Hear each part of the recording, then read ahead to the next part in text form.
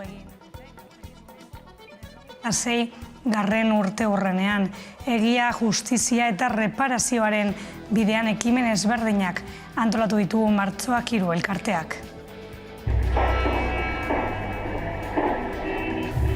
Mila 1976ko martxoaren 3an Gasteizen langileriak inoiz izan ez duen erasorik latzena jasan zuen.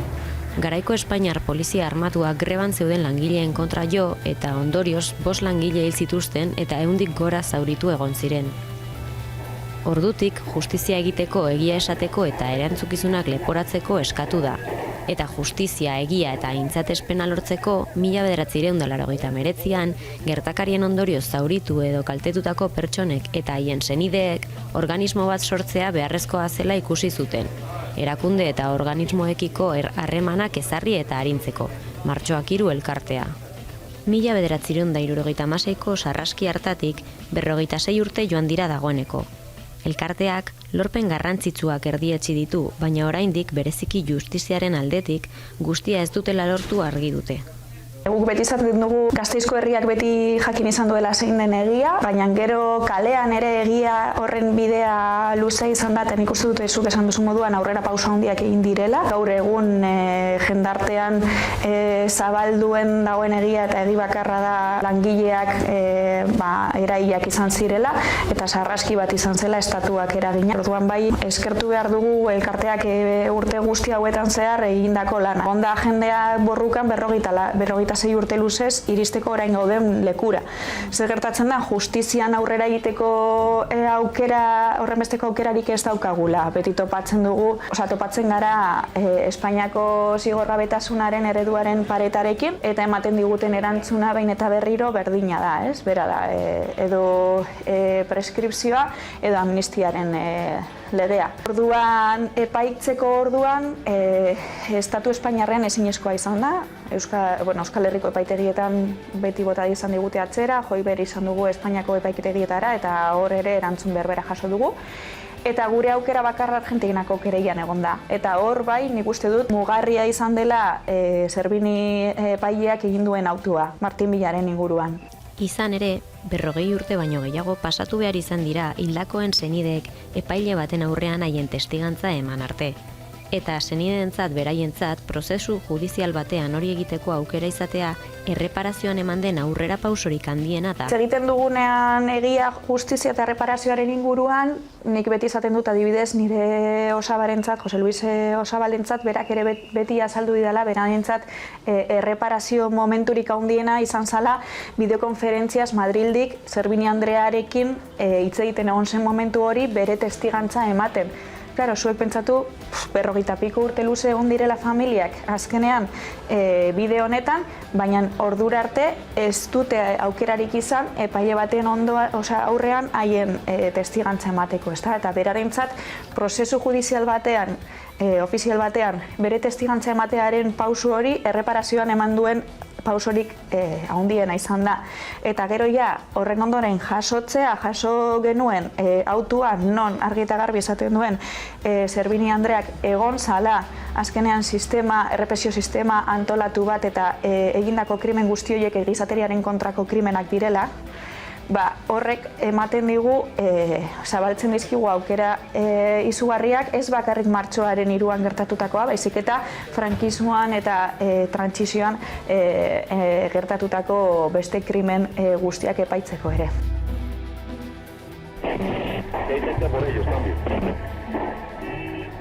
Vamos a ver, ¿estáis cargando o qué? Cambio. Bestetik, pasaden ostiralean hasi eta astelehen honetara bitarte greban egon dira Petronorreko langileak 2019an gaur egun oraindik bete gabe dauden akordioak sinatu zituzten zuzendaritzarekin kontziliazioari dagokionez. Eguerdiko magazinean Idoia Salbide, Petronor borrokan egitasmoko kidea izan dugu gonbidatu nagusi gisa eta halaxe azaldu egin digu zertan den euren borroka.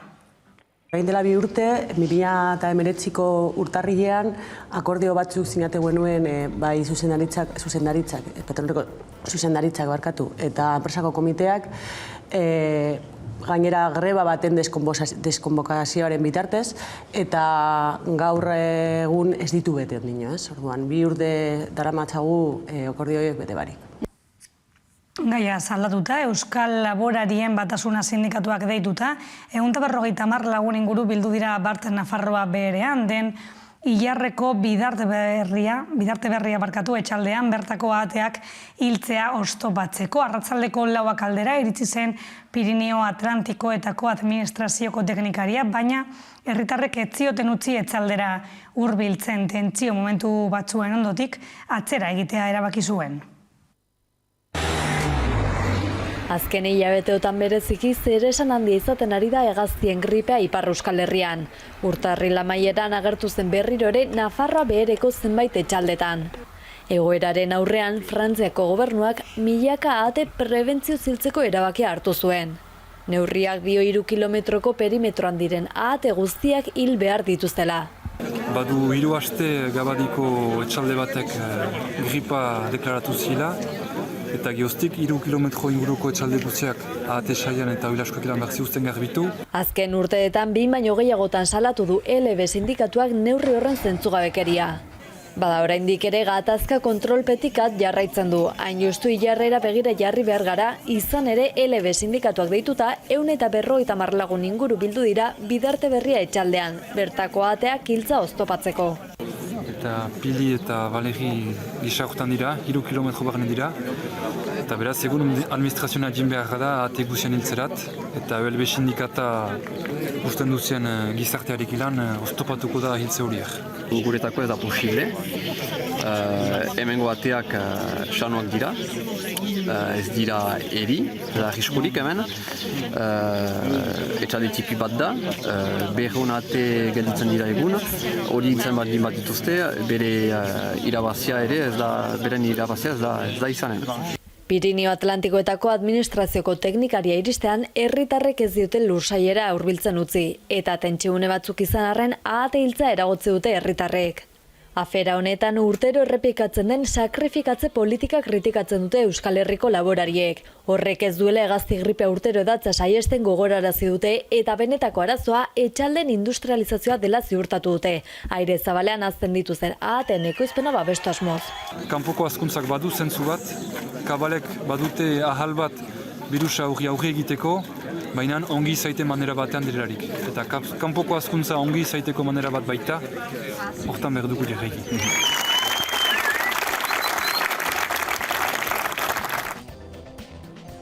Nafarroan bestalde nekazari eta beltzainek lanustea egin dute eta dozenaka traktorek Iruñako kaleak bete dituzte. Historikotzat jo dute protesta nekazarien elkarte guztiek bat egin baitute sektorearekiko eta herriekiko errespetua eta presio duinak eskatzeko.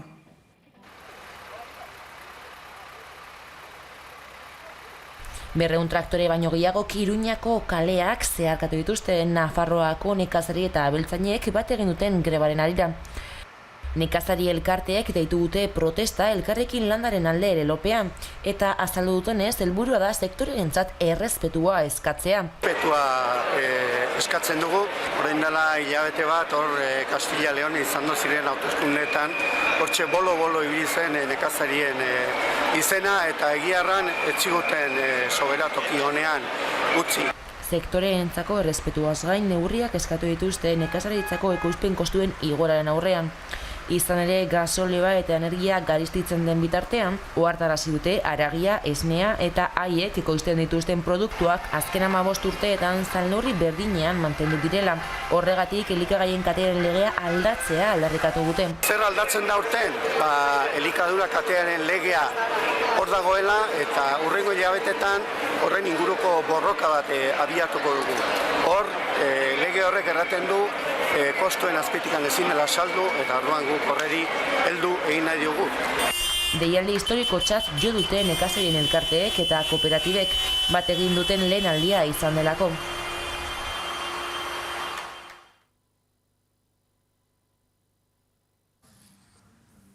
Hezkuntza itunaren bueltan orain handitu eginda A, B eta D ereduen gaineko eztabaida. Eskola Kontseiluak 2017 eta 2019 bitartean egindako azterketak erakusten du, gero eta gehiago direla euskarazko ereduaren alde egiten dutenak, baina urteak pasatu ahala sistemaren ezintasunak ere agerian geratzen ari dira.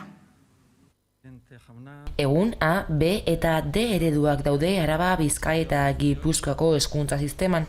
Eta bata edo bestea aukeratu asko baldintzatu dezake ikaslearen hezkuntza. Euskaraz jakitea uka baitioke ume bati edo erabat segregatuta dagoen ikastetxe batean ikasarazi.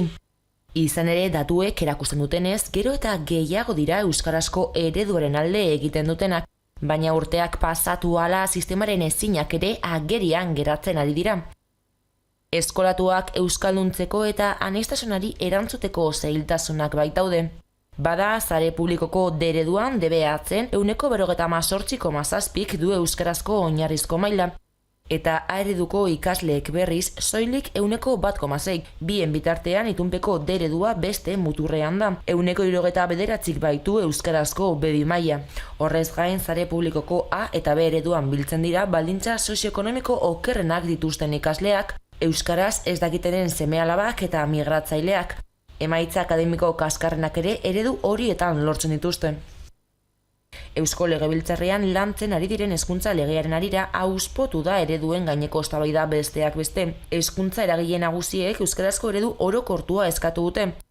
Eusko Legebiltzarrean aurkeztutako lehen zirriborroak aldiz, euskara ardatz duen eredu eleaniztuna proposatu du.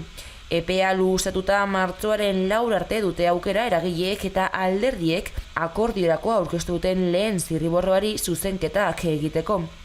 Hala, Estaila sindikatuak asteon argi utzi du hezkuntza sistemak jauzi bat eman behar duela. Eta orain arte argitaratutakoari erreparatuz Estailasek uste du asmo kontrajarriak daudela. Era berean aurkezturiko dokumentuak zehaztasun falta handia duela gaineratu du. Horiek horrela sindikatuak adierazi du ez dutela zirriborroari zuzenketarik aurkeztuko.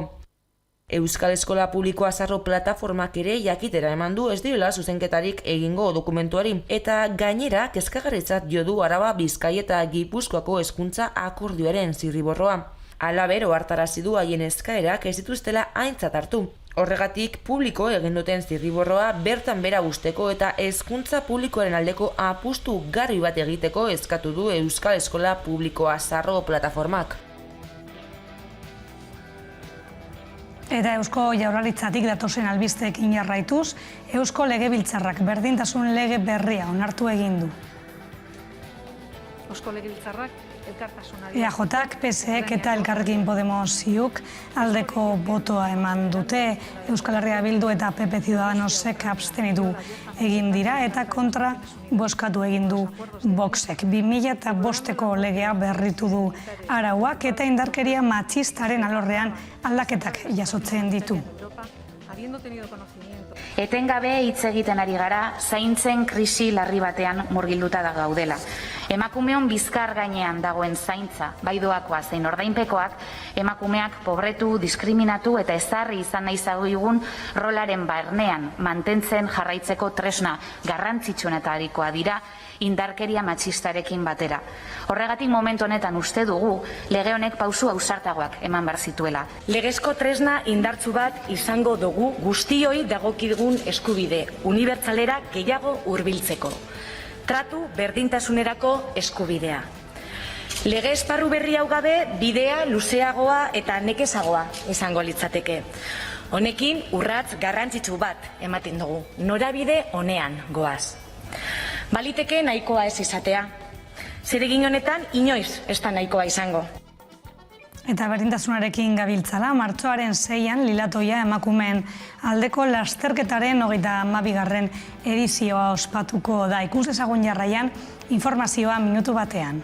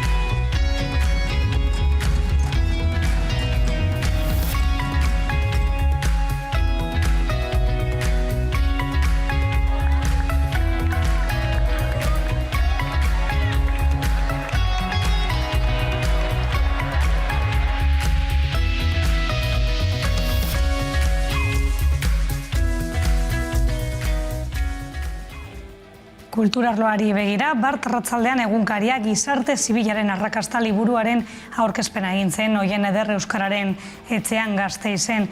Juan Mari Torrealde egilea obra amaitu baino lehen zendu egin zen eta Juan Mari Larrartek bukatu egin du bere lana.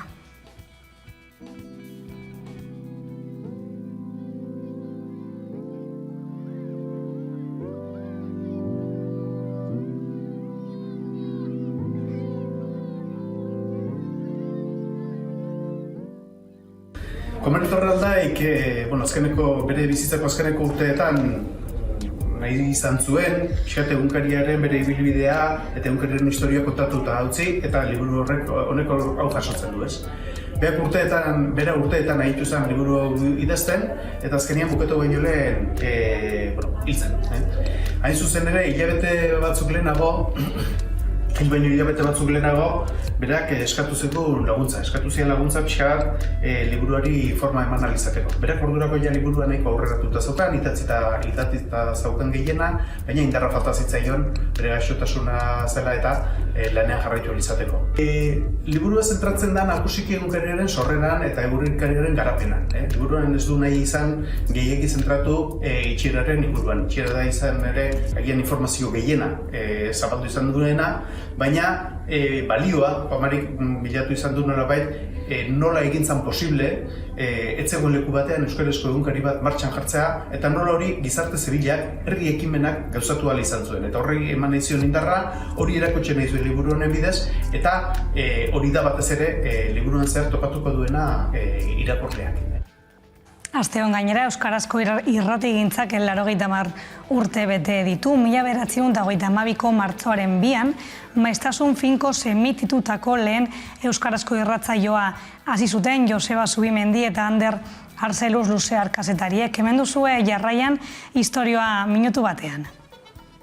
Heiki, heiki, etxekoak, argia da zabala. Ni orduan aurkezle nintzen. Speaker, jaten. Aurkezle. Hori nire lana hori izan.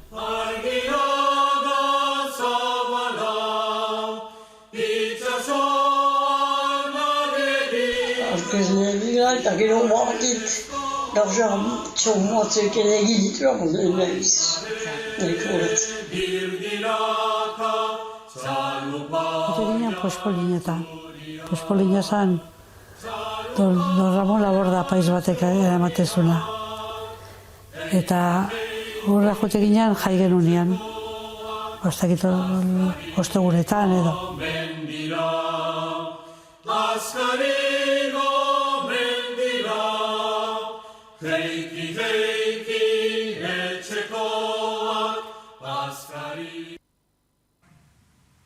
Aurten 50 urte betetzen dira gainera Brigate Rosa Italiako talde armatuaren lehen abizutik. Horren inguruko informazioa ikusiko duzue jarraian eta albistegiari dagokionez besterik gabe, bideoaren bueltan elkarrizketari irekiko diogu tartea, ez galdu.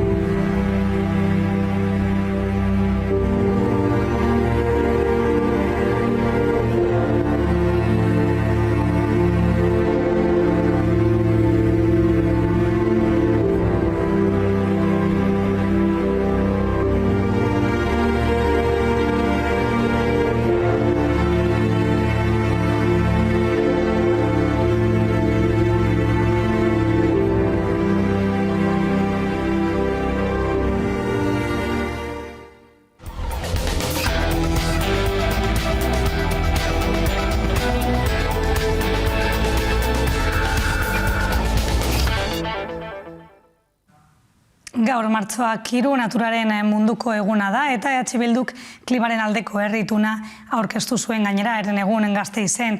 Itun horren nondik norakoak ezagutzeko gurekin dugu gaurkoan patearen beste alboan Mikel Otero, EH Bildu alderdiko legebiltzarkidea. Gabon, Mikel.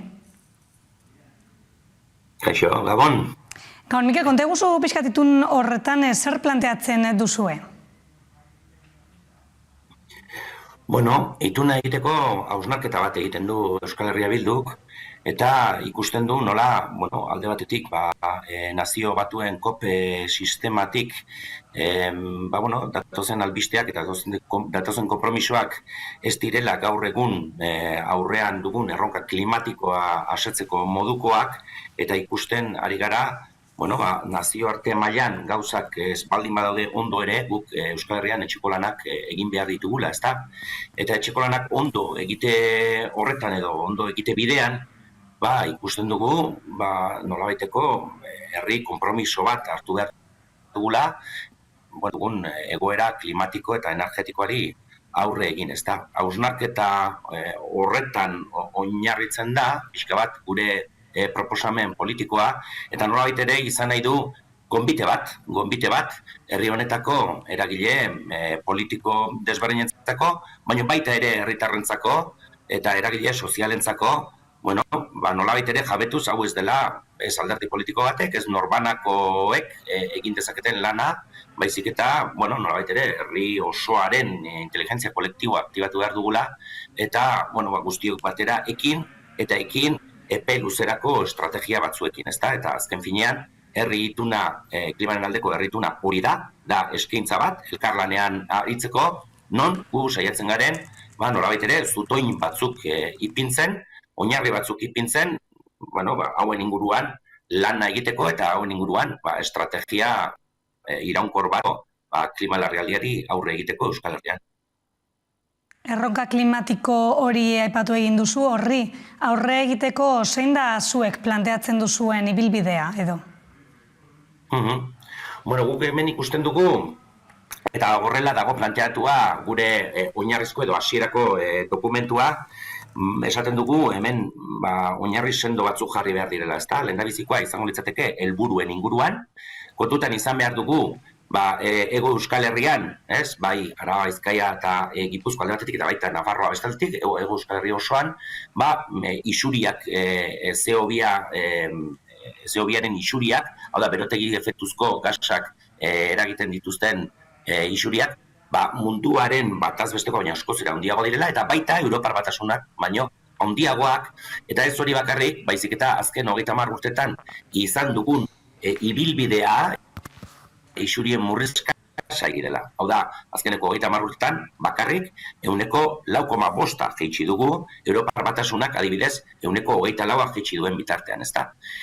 Emisio hauek, isuri hauek jaistea oso importantea den neurrian, esaten dugu, lehendabiziko zutoina izan behar duela, Europar Batasunak bere buruari ezarri dizkion helburu klimatikoak gure egitea, gure ganatzea, eta, 2030 urterako, 55% jaitsiera bat izatea hori izango litzateke lehendabiziko konpromisoa, eta horretarako hainbat kontu planteatzen ditugu, desinbertsio batzuk egin behar dira, baliabide fosiletan, eta bar, ezta? Hori lehen zutoina izango litzake. Gero, badago beste kontu oso garrantzitsu bat, eta da, hemendik aurrera, gure gastu publikoa, hau da, gure aurrekontu amankomunetatik, azterketa bat edo berrazterketa bat egin behar dela, eragin klimatiko dituzte gure politika publikoak, ezta? Eta bereziki, inbertsioei eta azpiegiturei lotutako azpiegituren antolaketa bat egin behar da, eta baita ere, eta bereziki momentu honetan, Europako funtsetatik eratorriko diren hainbat inbertsio, zen momentu hauetan, nolabait ere, funts batzuk abian dira, eta funts horietatik egitasmo batzuk edo gauzatuko dira, ezta? Beste zutoin bat edo kontu klabe bat guretzako izango litzateke, nolabait ere klimaren inguruan gobernantza berri bat ezartzea, ezta? Klimaren inguruan eta energia trantsizioaren inguruan. Zer esan nahi du honek? Esan nahi du herritarren parte hartzea bermatu behar dela, bai ala bai, ez dago beste modurik, hau herritarren parte hartzarekin egiten da edo ez da egiten, ze azkenean honek aldaketa sozial handiak ekarriko ditu prozesu honek, eta nolabait ere hor hainbat elementu jarraitu. Alde batetik, batzorde desberdinak jarri behar dira martxan, gizarte kontseilu bat ezartzea proposatzen dugu, baita klimaren aldeko herritarren asanblada bat martxan jartzea, eta nolabait ere, agentzia energetiko publikoak Nafarroan sortzea, ze ez dago oraindik gaur egun, eta Euskal Autonomiaren kasuan, nolabait ere, energiaren Euskal Erakundea ere, pixka bat, bide honetan, gobernantza berri honetan, transizioaren bidean jartzeko, ezta?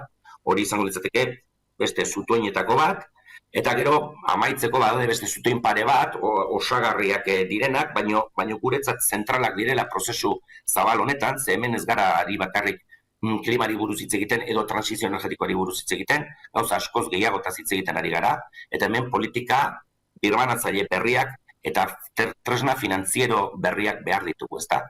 Nolabait ere, prozesu honek, enpleguaren munduan, nolabait ere gauzak asko nahastuko dituela agerian ikusten da, sektore batzuk galtzaileak izango dira, beste batzuk irabazle, eta honen inguruan, enpleguaren banaketaren inguruan eta ze enplegu mota sortzen ditugun horren inguruan, hemen ere, hor beste zutoin bat adostutakoa, kontsentsuzkoa jarri behar dugu, eta honekin zerga politika sistema berri bat nolabait ere, transizio hau ahalbidetuko duen fiskalitate berde bati edo jasangarri bati lotutako hainbat aldaketa egin behar dira, ezta?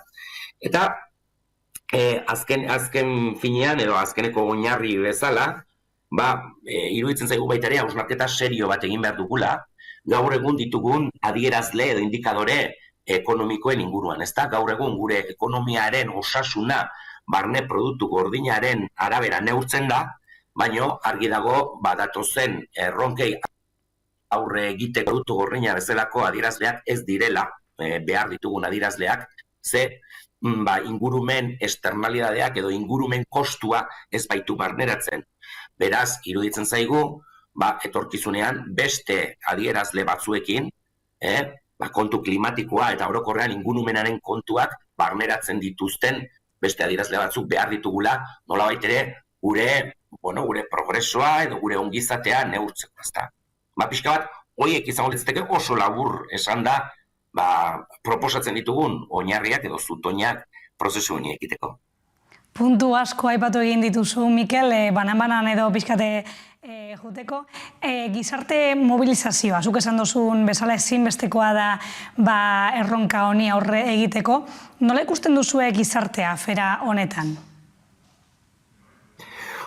Ikusten dugu, eta horrela, inkesta eta prospekzio zoologikoek esaten dute herritarrengan kezka, klimaren inguruko kezka lehentasun bat dela, jendea etorkizunari begira edo etorkizunari begiratzen diola kezka handiarekin badakielako klimaren inguruan nolabait nahasmen bat etorri daitekela, baina gero egia da hortik datorren kezka eguneroko ekintzetara pasatzea ez dela izaten hain erraza, ezta? Askotan kostatzen zaigu pixka bat, egunero gure egiten ditugun ekintzak edo gure bizimoduak edo gure kontsumoak eta abar, gero horrek klimarekiko zer eragin duen lotzen ez da erraza izaten, ezta? Esan nahi dudana da honekin, bai alderdi politikoetatik eta bai administrazioetatik, instituzioetatik eta abar, hemen pedagogia lan bat ere egin behar dela, iruditzen zaigu baita ere, nolabait ere hemen potentzial mobilizatzaile bat dagoela gai honen inguruan,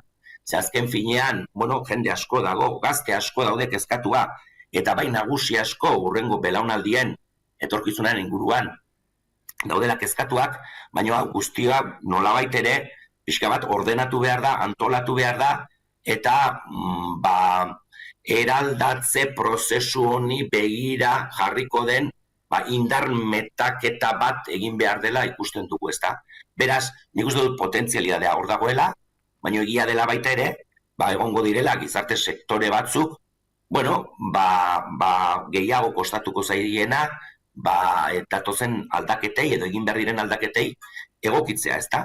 Ze azken finean, transizio energetikoak eta klima larrialdiari aurre egiteak, nolabait ere, gure egunerokotasunean ere, aldaketa handiak egitea behartuko gaitu, eta, nolabait ere, aldaketen aurrean, askotan, resistentzia batzuk ere egoten dira, ezta? Bestetik, Mikel, enpresa aipatu egin duzu, enpresaren mundua, gainprodukzioa da beste arazoetako bat. Zein izango litzateke irtenbidea, nola aldatu hau?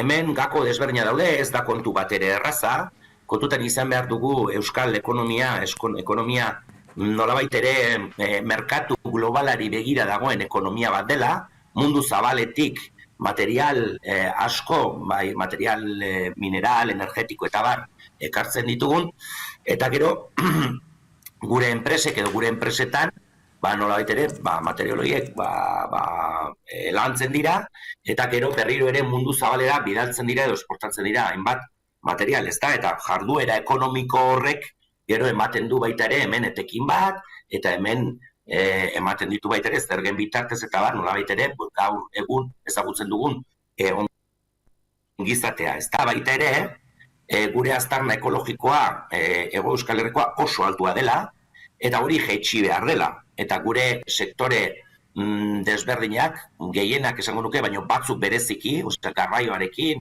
eta industria elektrointensiboarekin lotua daudenak, nolabait ere deskarbonifikatu egin behar direla. Eta horrek esan nahi du, hor prozesu eraldatzaile batzuk egin behar ditugula, industria bide lagun euki behar dugula, baina egia da baita ere, analisi guztiek horrela esaten baitutelako, etorkizunean, orokorrean, mundu mailan, bai energia eta bai baliabide material gutxiagoko mundu baterantzkoa zela. Horrek esan nahi du, egokitzapen batzuk ere egin beharko ditugula, eta, gaur egun mundu zabaletik ekartzen diren, edo batek dakin non ekoizten diren kontuak, nolabait ere berlokalizatu edo etxeratu beharko ditugula, ezta? Beraz, batzuetan ez dira gauzak errazak izango, baina prozesu hori bai ala bai egin behar da, ze, nolabait ere, gainkarga ekologiko egoera hau, modu honean edo modu txarrean guregana bueltan berriro etortzen ari da, eta hobe dugu aurre hartzea, eta nolabait ere, bigarren industria errekonbertsio prozesu batean sartzea, ez da? Egin beharreko prozesua da. Bestetik Euskal Autonomia Erkidegoan zein Nafarroan aldaketa klimatikoaren eta trantsizio energetikoaren legeak eztabaidatzen ari dira, zein da zuen iritzia lege hoien inguruan?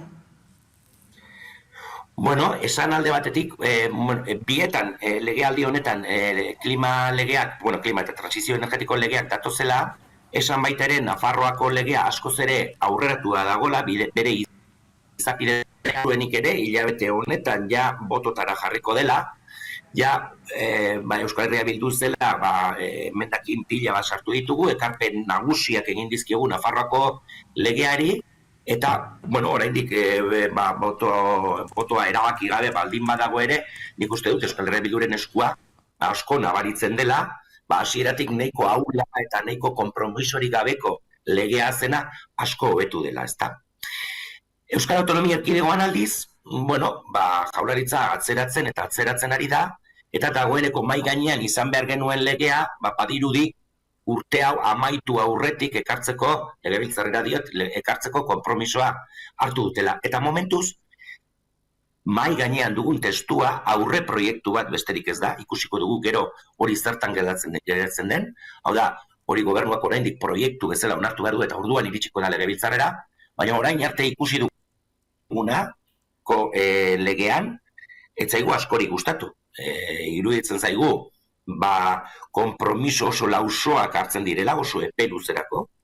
2030 urtea existituko ez balitz bezala azaltzen da, eta urte hori, urte klabea da, bai mundu mailan, baina bai Europar Batasuna mailan ere, eta hemen ez zaio jaramonik egiten, eta gero ez da sartzen xehetasunetan, sektore egin behar diren plangintzetan, eta beste hainbat kontuetan ez da sartzen. Beraz, ni ez noa gauzak aurreratzera gehiegi, baina orain arte ikusi duguna ez zaigu behintzat gehiegi kostatzen. Edozein kasutan, beharrezkoa da, transizio energetiko eta klima aldaketaren inguruko legea eukitzea Euskal Autonomia Erkidegoan ere. Oroitu behar dugu 2022 urtean baldin bagaude ere, dagoeneko 2008-2009 urte inguru horietan beharrezkotasuna zela, eta gobernu desberdinen aldetik konpromisoa egonda lege hori legebiltzarrera ekartzeko, baina oraindik ez da iritsi. Seguruenik ere aurten iritsiko da, baina oraindik ez da iritsi. Eta 13 urte pasa dira. IPCCren txostenak argitaratu berri du gauza batzuk edo ondorio batzuk atzera buelta gabekoak direla. Nola ikusten duzu etorkizun hurbila edo? Nik uste dut, klima aldaketaren nazioarteko panelari, hau da, nazio batuen sistemaren baitan dagoen zientzilari multzo talde horri, nik uste dut egite zaion kasu, baino askoz ere gehiago egin behar zaiola. Iruditzen zait urteak daramatzatela abisuak ematen, urteak daramatzate zientziarik onena aztertzen eta plazaratzen duten azterketa bakoitza aurrekoa baino kezkagarriagoa da, eta oraingo honetan ere berdina ikusi dugu. Kalteak orokortuak izaten hasiak direla, kalte batzuk atzera bueltarik gabeko kalteak direla, eta esan digute beste kontu bat, nik uste dut Euskal Herrian eta orokorrean lehen mundua deitzen zaion horretan oso kontutan hartzeko izan beharko lukena. Eta da, alde batetik, planetaren erdia, eta planetaren erdia biztanletan da 3.500 milioi pertsona inguru, hau da, barbaridade bat. Daude momentu honetan, klima larrialdiaren ondorioz etorri daitekenaren egoera zaurgarri batean. Baina ez du esaten hori bakarrik, esaten dute, zonalde pobreenetan aukerak daudela 14 aldiz gehiago klima larrialdiaren ondorioak pairatzeko ipar globalean. Eta isuriak historikoki aldrebes izan dira. Askoz gehiago isuri ditugu ipar globalean edo herrialdea aberatsetan. Planeta osoarena da, baina erantzukizun oso ezberdinduak ditugu. Eta ez da bakarrik hurrengo belaunaldiekiko ditugun erantzukizunei aurre egin behar diogula, klimaren erronkari aurre sendo eginez, baizik planetaren beste erdiari edo erdi pobreen horrekiko dugun erantzukizunagatik ere erronka hau serio hartu behar da, ezta? Eta amaitzeko, Mikel, zergatik aurkeztu duzue ituna momentu honetan, batasunerako aukerak ikusten dituzue? Bueno, iruditzen zaigu, herri honek badituela, hori, aspaldidanik edo egiten ari garen hausnarketa bat da, ezta? Herri honek baditu, hamarkada hau erabakigarria da gizateriaren historian, ez da horrela ikusten dugu. Ekologikoki mugak hor ikusten dira adibidez, eta, zentzu horretan, krisi ekologiko baten aurrean gaude, erronka demografikoa, edo erronka digitala, edo hezkuntzaren inguruan dugun erronka, baditu gain bat erronka, ez da? Eta Euskal Herriak erabaki du, herri honek bere aurrean, bere mailan dagoeneko dituen erronkei aurre egingo diola, eta nolabait ere hemen lidergo batzuk behar direla. Hau askoz haratago doala, 4 urteko hauteskundetatik haratago doala, eta nolabait ere badaudela gai batzuk klimaren erronka bezala eta transizio ekologikoa eta energetikoaren erronka bezala, eguneroko eztabaida politikotik haratago joan behar duela, eta non kontsentsu minimo batzuk lortu behar diren agente politiko ezberdinekin. Hori da planteamentua. Horregatik egiten dugu orain. Egiten dugu baita ere, kontziente garelako, legealdi honetan, klima aldaketaren eta transizio energetikoaren legea mai gainean jarri behar dugulako. Eta lege horretu beharko genuke, gu proposatzen ari garen herri itun edo herri eskaintza hau nolabait ere islatzeko. Legean bakarrik ez, gauza askoz ere gehiago aldatu behar dira. Baina legea ere, legeak ere oinarri hona ematen digu, lege horren gainean, estrategia energetiko klimatiko integral bat egiteko, eta hortik eratorrita, egin beharko diren plangintzak egiteko. Beraz, egoeraren larritasunagatik, eguneroko ikamika politikoaren gainetik gelditzen den kontu bat delako, eta unea hau delako. Hamarkada honi behar bezala aurre egiteko gai honetan. Mezu horrekin geratzen gara, Mikel, mila esker gurekin gaur egoteagatik. Bale, eskerrik asko zuei. Besarkada bat, agur. Berdin, agur. Eta zuek ez mugitu, solasaldira pasako gara orain, baina tartetxo bat musikarako, orain arte.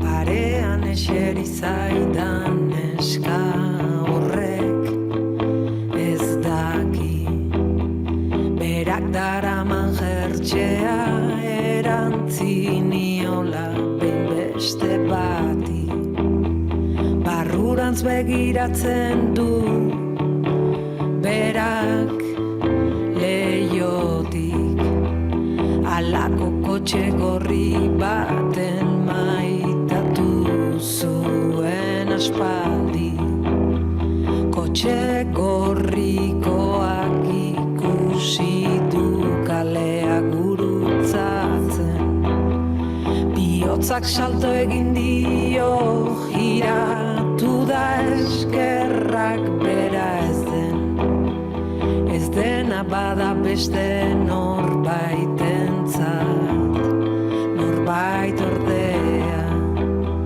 nahi gabe ukitzen diogu elkarri efemeridea.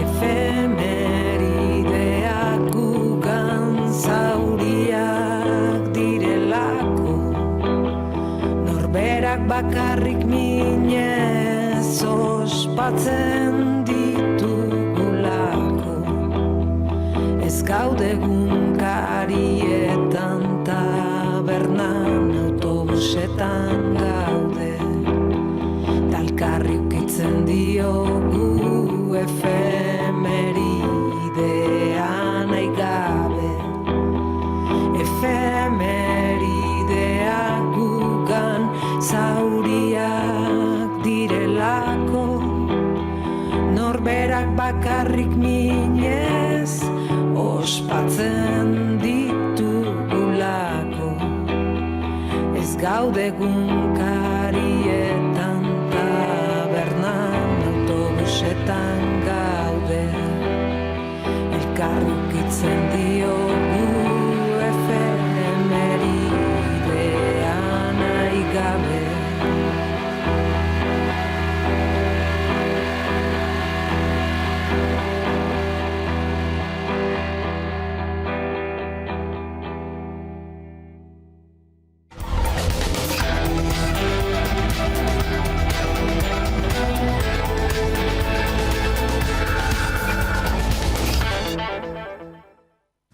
Gabon berriro bagaude gaurko solasaldiean, gaur gurekin Mikel Álvarez, ondo etorri. Gabon. Eta Carmen Olanda, ondo etorri bebai.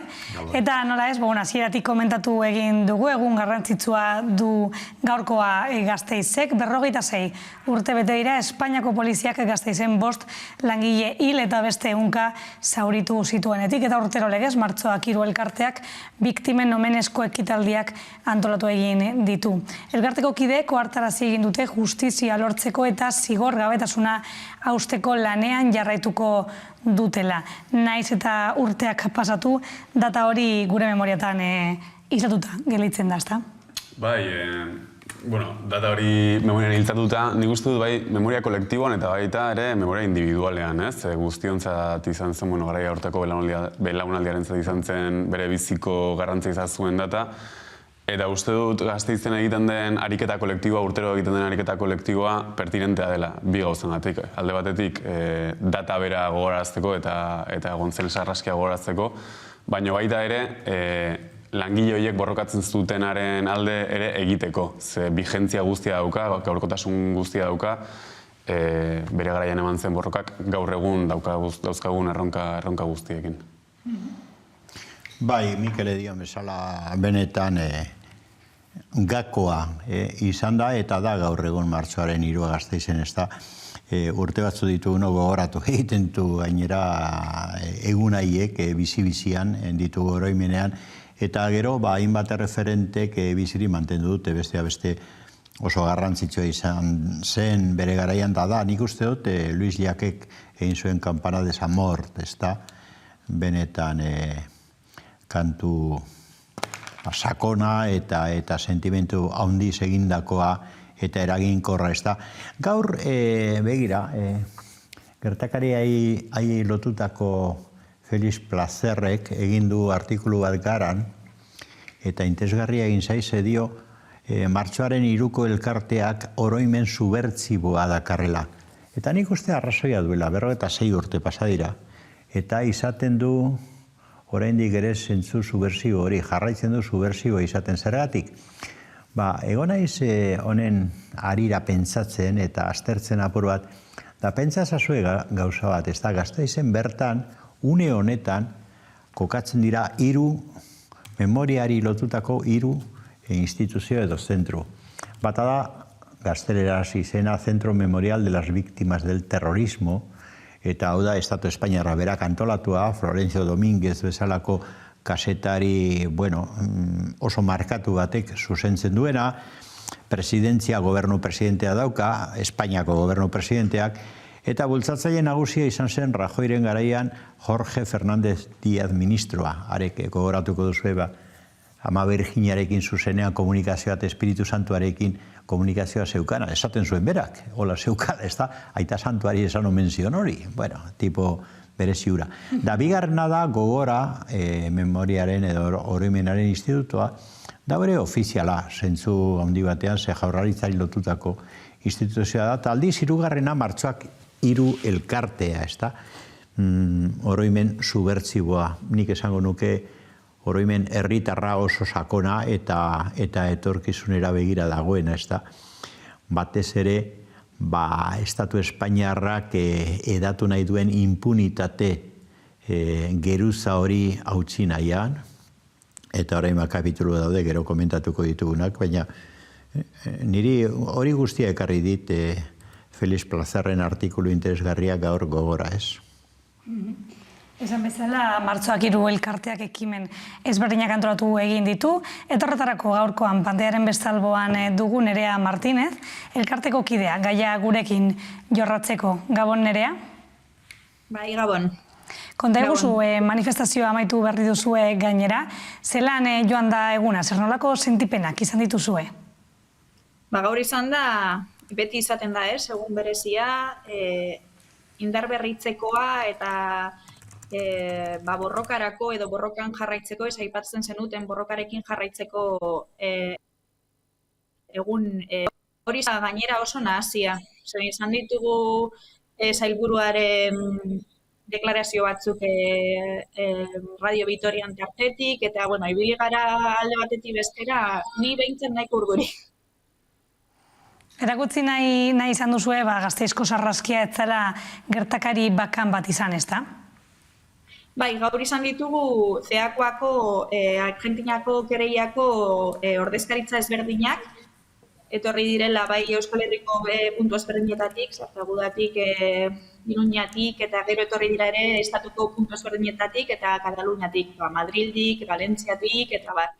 Eta, ikustarazi dugu, nik uste dut, hemen gertatutakoa, Gasteizen gertatutakoa izan dela izebergaren punta. Eta ez dala izan kasu isolatu bat, ez da? Estatu errazio sistematiko bat egon zela, trantsizioan, frankismoan noski eta trantsizioan jarraitu zuela, zeren eta trantsizio izan zen frankismoaren azken urteak, baina askoz ere odoltsuagoa, eta asko garela, ez? Estatu terrorismoaren biktima garenok eta impunitatearen biktima garenok. Zer nolakoa da, Nerea, instituzioen papera afera honetan? Zer eskatzen diezue gaur egun? Instituzioi bakoitzari berea, ez? Nik uste dut denek daukatela zer egin.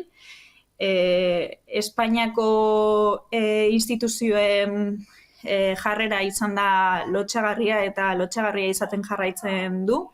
Zeren eta egin berri duten memoria legearekin ez dute ezer konpondu, ez dizkigute bermerik eman gure krimenak epaituak izango direnik, zeren eta ez dute bertan bera utzi amnistiaren legea. Hori haiei tokatzen zaie, eta hemen Euskal Herriko instituzioei eskatzen diegu, alde batetik gardentasuna memoriala, Elizan egingo den memorial horren eraketan eta benetan aurrera pausu zehatzak ematea gizartearen parte hartzea eta elkarteen parte hartzea bermatzeko zentro horren eraikuntza, eta mesedez ez pozoitzea prozesu hori prentsa bidez egiten dituzten deklarazio faltsuetan eta azkenean justiz toksikoak direla prozesurako. Eta hortaz aparte, baita ere aipatu dugu beharrezkoa dela, adibidez Araban, frankismoaren krimenen kereia berriz ere egitea, egin zuten martxoak 3rekin bakarrik, baina hau zabaldu beharko litzateke frankismoaren biktima eta trantsizioaren biktima guztiei, eta beste kereia batekin hasi, non biktimak kereiaren barruan gauden, ahalbidetzeko bai Euskal Herriko epaitegietan, bidea amaitzen dugunean eta jotzen dugunean Espainiako epaitegietara eta bertan ere bukatzen denean bidea, Estrasburgora jo ahal izateko. Ze biktimak ez bagaude barruan, ez daukagu aukerarik Estrasburgora jotzeko. Bizan galdera, zeintzuk izango diren zuen horrengo pausuak, ekinbide judizialak edo abiatuko dituzue? Orain arte, bai EAJak eta bai Alderdi Sozialistak Araban ez dira oso aldekoak agertu, baina gaur entzun ditute Gorka Urtaranen alkatearen deklarazio batzuk, eta antza denez esan du beraiek haien aldetik jarriko dutela kereia hori egiteko. Nik uste dut aldi judizial aldetik guk eman aldugun aurrera pausua hori izango dela, ez? Eta gero dago irekita Argentinako kereiako bidea, hori bai. Besterik gabe Nerea, mila esker gurekin gaur egoteagatik, eta jarraitu borrokan eta egongo gara hurrengo pausoetara. Bale, eskerrik asko zuei. Mila esker, Gabon. Gabon. Entzun berri dugu, iragarri dutela, ez dutela baztertzen ekinbide judizial gehiago abiatzea, eta Arabako instituzioekin edo batera kereia bat aurkezteko edo lanean jarraituko dutela, hori da importantea, ezta? Horre jarraitzea. Nerearen adierazpenetan nik uste dut oso ondo jasotzen dela memoria integralaren kontzeptua bere horretan. Ze memoria ez da bakarrik lehentasun, lehen aldira begiratzeko ariketa soil bat, baizik eta memoria izan behar du lehen aldia, orain aldia eta etorkizuna proiektatzeko ariketa bat, eta uste dut bere horretan guztiz jasotzen duela hori, bai hilako langileen memoria, bai gaur egun dauden erronkak, kereiako judizialaren bitartez, baina baita ere etorkizunera begira egon daitezken erronkak, batez langile borrokaren bitartez, edo orain arte epaituak izan ez diren, krimenen aldarrikapenen bitartez. Eta hor funtsean edo azpian dagoena, batez ere nire ustez bada, ez da inbeste krimenaren, beraren deskripzioa edo oinarria baizik, eta gehiago da Espainiar trantsizioaren izaera kontzeptzioa. Ze Espainiar estatuak edo Espainiar trantsizioak 3 elementu izan bazituen, alde batek izan zen konstituzioa, bere alderdi politikoa deritzona, Moncloako itunak bere alderdi ekonomikoa izan zirenak, eta hemen gaur eztabaidagai daukagun elementua eta da 77ko amnistia legea. Eta horrek ukatzen du frankismoan eta trantsizioan emandako edozein krimenen epaiketa bera. Hor ikusi genuen, ez? Argentinatik etorri zenean kereiaren eta prozesu judizialaren kasu guztia, ze kasu egin zitzaion eta nola bukatu zen. Inkluso Garzonek ere, ez zuen oso ondo bukatu bere alegin horietan, eta baita ere Zapatero legeak, memoria historikoaren legeak, eta gaur egun ere mahai gainean dagoen legeak, ezintasun bat adierazten dute, amnistiaren legea eta Espainiar trantsizioaren eredu guztia dagoelako mahai gainean, eta horrek ezintasun bat proiektatzen duelako horrelako krimenen aurrean. Bai, nik uste dut, ari garela ikutzen neurri batean, une honetan da gai hauekin, Estatu Espainiarraren sakonera, ez da, transizioa ditu den fenomenoaren azterketa sakona. Mikel Ekondo esan du, 3 arlotan neurriak hartzen dira konstituzioa, itun ekonomiko-sozialak, eta gero amnistia legea deitzen dena, batez ere impunitatea frankismoaren sostengu eta euskarri izan ziren errepresio kargu nagusi impunitatea ziurtatzeko legea izan zen, ezabatze lege bat, ez da. Eta 3 elementu horiek etorri ziren, eta nik hau osagarri hartuko nuke, bereziki Nereak ondo esan du, urte batzutan Franco hil ondoren momenturi larrienak eta violentoenak gertatu ziren, da hor dago Gasteiz, dago Montejurra, gogoratu, dago langile mugimenduaren kontra hartzen diren neurri errepresibo ikaragarriak, dago Germán Rodríguezen erailketa Iruñan, San Ferminetan 2 urte geroago. Hau da, hor dago kobertura, lege kobertura batetik eta konstituzio kobertura, baina bestetik jarrera bat. Eta jarrera hiper bortitza da Euskal Herrian. Zergatik Euskal Herrian? 2 elementu daude oso garrantzitsua. Langile mugimendua urte horietan garatu zen eta indar handia hartu zuen. Ez du ahaztu behar, langile mugimenduaren erakunde politiko eta sindikal importantenetarikoak Euskal Herrian sortu da zirela, Komisiones Obreras kasurako garai haietan, da gero sindikato, Euskal Herriko sindikato propioak ere bai, ezta? Eta langile mugimendua oso borrokalaria eta oso fuertea zen Euskal Herrian. Gasteizen gainera bazeukan ezaugarri berezi bat. Eta zen langile mugimendu hori oso horizontala zen, asamblearioa zen, eta indar handia zeukan. Berritzen ari zen antolaketa eta borroka moduak. Eta hor egon zen, nik uste, errepresio benetan basati eta programatua.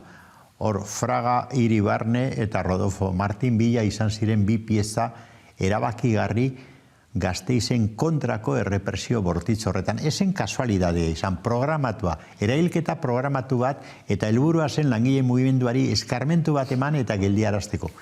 Eta inguruan etorri ziren beste hainbat kasu, aurretik edo ondoren, Erandio, Basauri gogoratuko du, ez da? Hori da. Orduan, helburu hori zeukan batetik, eta bestetik herri mugimendua batez ere nazio askatasunerako mugimendua oso indartsua zena Euskal Herrian, ez da?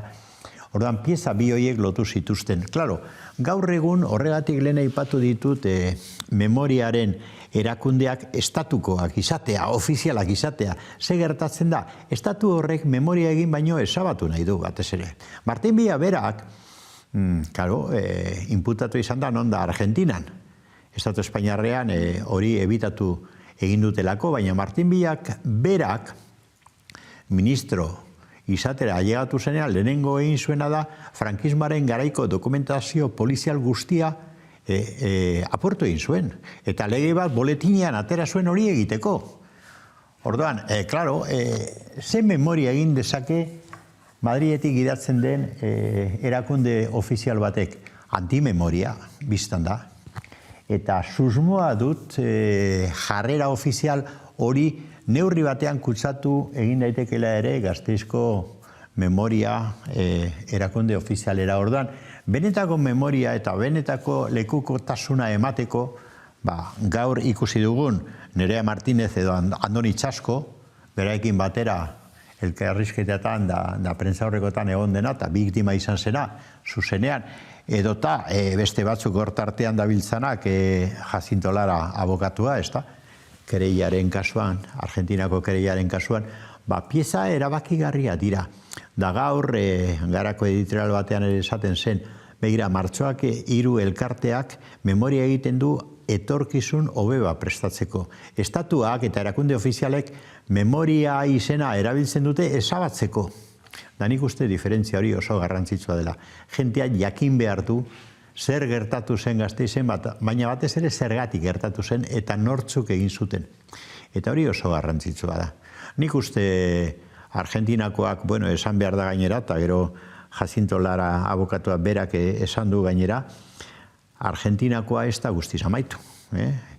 Egin dute elegite berri bat, kasazio elegitea, eta beraz Martin Villak jarraitzen du inputaturik Argentinan. Eta borroka hori irekita dago, baina batez ere, hemen bertan Euskal Herrian halako erakundeek, martxoak 3 bezalako erakundeek 46 urte pasa ondoren mantentzea, bizirik memoria hori eta garatzea oso garrantzitsua da. Garrantzia handia dauka, dudarik gabe. Zuen ustez, Mikel Aires, Carmelok esan duenaren arira edo, memoriaren bide horretan aurrera pausoak egin dira, benetako aurrera pausoak? Nik uste dut baietz, baina batez ere herri mugimendutik etorri den memoria ariketetatik. Hor badago paradoxa bat eta da. Geroz eta memoria sakonago bat egin eta gertatu zen horretara geroz eta gehiago hurbildu. Orduan eta errelato txikiagoa da murritzagoa dauka estatuak bere burua justifikatzeko. Orduan, Gogora bezalako instituto batek edo Gasteizko Memorial Zentroak benetan, sakonera begiratzen badute eta benetan memoriarik eta integral bat egiten badute, eurek defendatzen duten gobernu, administrazio eta estatu mota bera ere kolokan jartzen da. Zergatik, estatuaren trantsizioaren eredua bera kolokan jartzen delako. Orduan, paradoxa horretatik ateratzea oso zaila da. Horregatik saiatzen dira Carmelok esan duen bezala, ez hainbeste memoriarik eta integral horiek egiten, baizik eta memoria selektibo bat mahai gainean jartzen, eta benetan memoria hori murrizten gertakari oso gutxi batzuetara. Eta gero badago bigarren paradoxa bat, eta da, kasu askotan, Gasteizko kasua hor dago, baina horreko astean ere Zabaltzaren kasua tratatzen genuen, disoziazio badago, euskal gizarteak duen errealitatearen ezagutzaren eta epaiketaren edo egia judizialaren artean. Orduan horrek ere, nolabaiteko arrakala bat sortzen du estatuaren legitimazioan eta gaur egungo politikaren eta memoriaren legitimazioan. Orduan, pieza horiekin nik uste dut hemen benetan mahai gainean jartzen duena errelato integral bat, memoria integral bat, herri mugimendutik datozen saio hauek direla. Gasteizen gertatu daiteke bezala, baina gaur ere gonbiatu bezala aritu diren beste erakunde batzuk bezala, bai Sarta Aguda, bai Basaurin eman diren memoria ariketak edo bestelako lekuetan eman direnak. Begira, hemen argi hitz egin behar da, eta zorionez, Hamaika Telebistan argi hitz egin daiteke, ez da horren errez beste komunikabide batzutan. Nik asko eskertzen dizuet benetan hori, ez da, ni saiatzen ez argi hitz egiten toki guztietan, baina batzutan aukerarik ere ez dute ematen, hemen bai. Begira, Mikelek esan duena oso importantea da osatzeko beste elementu batekin. Claro, Memorial de las Víctimas del Terrorismo, oraintsu sortu dute Gasteizen egundoko laguntzarekin eta gobernu Espainiarraren da estatuaren beraren babesarekin, ez da, eta halako ezaugarriekin. Begira, azter dezagun apur bat. Hau eze planteatzen dute, terrorismoaren biktimak izan direnak goraipatzea eta memoria horren inguruan zentratzea. Eta hartu dute referentzia 1960 urtea, eta ordutik gaur arte. Zergatik hartzen dute 1960 urtea referentzia modura? Hain justu orduan hasten delako borroka antifrankista sendo bat Euskal Herrian, oso sendoa. Eta beraien ikuspuntutik begira ze gertatzen den. Garai hartan torturatzaile ofizialak, hiltzaile ofizialak polizia kargutan zeudenak eroe batzu dira. Hau da, Meliton Manzanas eroe konsideratzen dute, baina ez hori bekarrik Carrero Blanco terrorismoaren biktima bezala aurkezten dute eta eroi bezala. Nor zen Carrero Blanco? Aizu, Francoren jarraipena egin behar zuen diktadore odoltzu bat zen Carrero Blanco. Eta hauen bersioan, hau da, instituto hori eginda dago, edo zentro memorial hori eginda dago, Carrero Blanco eta Melito Manzanas eroe bihurtzeko. Hori da planteamentua. Gero, beste elementu bat kontuan hartzekoa. Jende horrek, berriro diot, gobernuak eta Estatu Espainiarrak babestu eta diruz hornitzen duen zentro horrek, ez du konsideratzen biktima direnik esate baterako galekoak edo bataion basko espainolekoak. Baina eske, datuek esaten digute eta hau herri mugimenduak egindu, beste herri erakundeak, historialari herritarrak eta landu dute azken urteetan, 374 biktima, hau da, 374 euskaldun erailak izan ziren, euskal herritarrak erailak izan ziren, bai frankismoan da ondoren gal, bataion basko espainol triplea da polizia mota diferenteen eskuetan.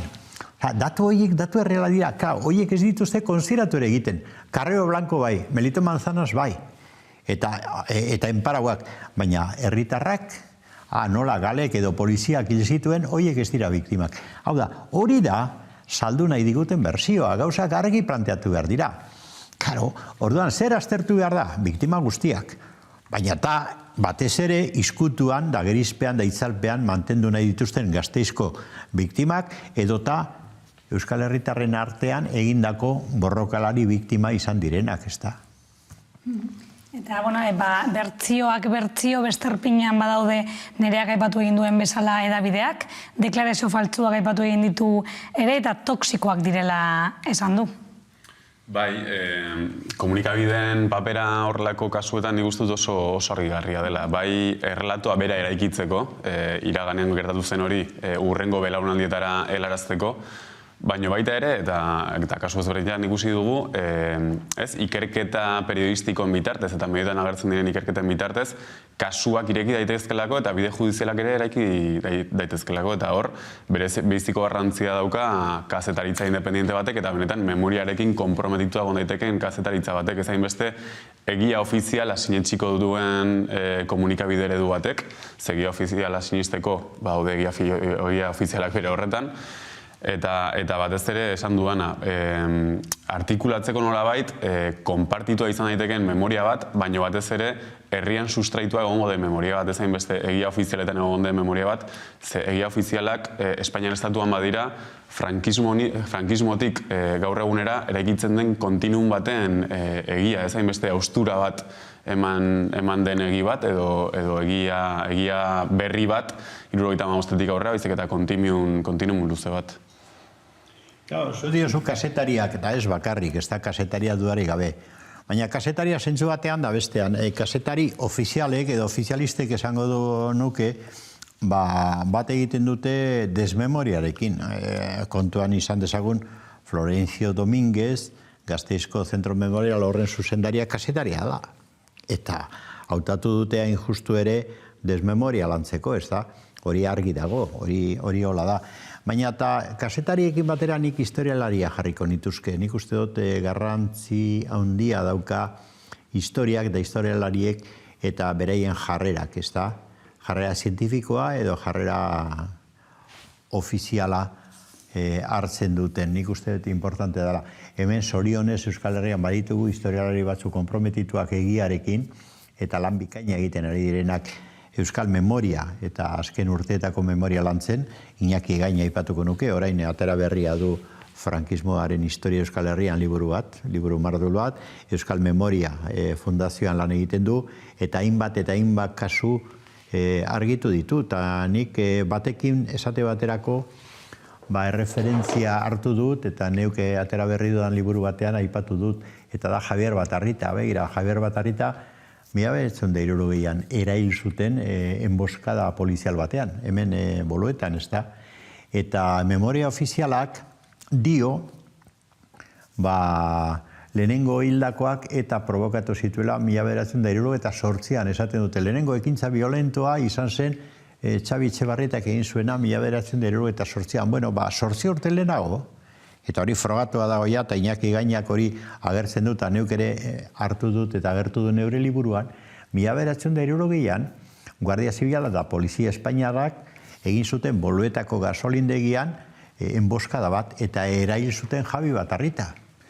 Pentsatuz, da hau da importanteena, pentsatuz, etako sortzailetariko batzuk zijoa zelakotxe horretan, hau da, etaren kontrako lehenengo ekintza polizial hiltzailea, erailketa, Polizia Espainiarrak eta Guardia Zibila provokatu zuen, oraindik etak, gero borroka armaturako aukera egingo zuen, baina oraindik ere inolako aukerarik egin gabe zegoenean, eta bakarri zen ikerketa talde bat eta estudio talde bat. Eta hala eta guztiz estatuaia erabaki zuen hiltzea, eta horrela gertatu zen. Orduan, claro, memoria zintzoa izan behar da, eta historialariek lan zintzo bat egin behar dute argitzeko zein da benetako memoria, eta batez ere salatzeko modu horretan, hemen egin nahi den memoria ofiziala, memoria faltsu bat eta helburu politiko